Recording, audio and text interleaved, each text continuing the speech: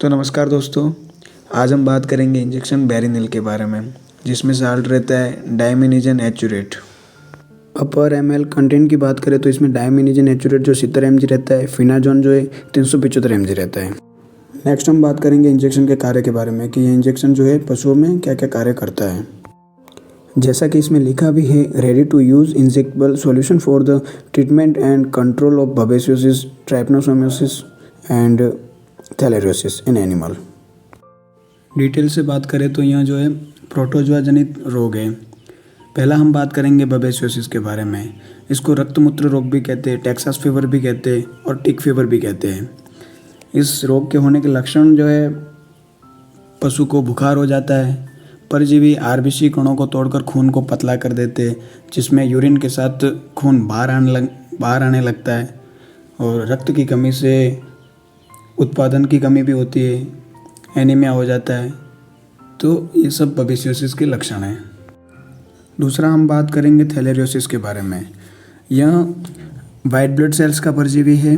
इसमें भी पशु का तापमान जो है सामान्य से काफ़ी ज़्यादा हो जाता है, शरीर पर छींचड़े जो है चिपके हुए रहते हैं और पशु की आंखों में सूजन आ जाती है, आंखों में पानी भी आने लगता है।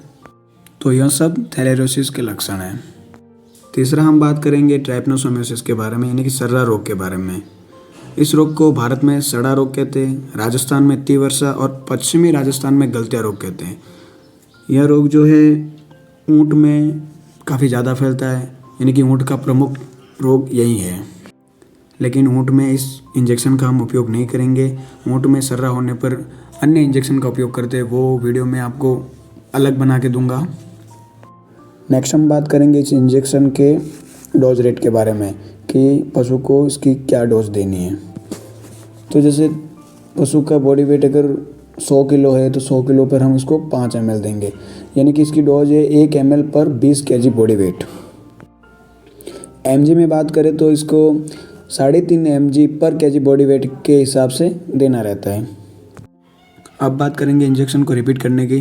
तो रिपीट हम 48 घंटे के अंतराल में कर सकते हैं और उसमें भी हम पहले वाले से थोड़ी डोज कम रखेंगे। इंजेक्शन को लगाने का रूट बोलूँ तो इसको इंट्रामस्कुलर ही देना है, मिड नेक यानी कि डीप इंट्रामस्कुलर, गले में इसको इंजेक्शन को लगाना है।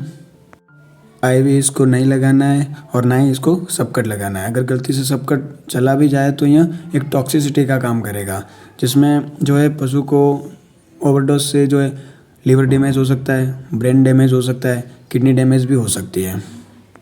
अब बात करेंगे प्रेगनेंसी सेफ या अनसेफ की। तो ये इंजेक्शन जो है पूर्णतः प्रेगनेंसी सेफ है, लेकिन हम जो इस इंजेक्शन का उपयोग शुरुआती कंडीशन में नहीं करेंगे, यानी कि जाइगोट बना हुआ 1 महीने से 3 महीने तक के अंतराल में हम इसको नहीं करेंगे, यानी कि 4 महीने तक भी नहीं करेंगे। इस इंजेक्शन का उपयोग जो है हम 5 महीने से 10 महीने की ज्ञापन में कर सकते हैं और उसमें भी डोज हम कम रखेंगे, यानी कि प्रेगनेंसी तो सेफ ही है ये इंजेक्शन।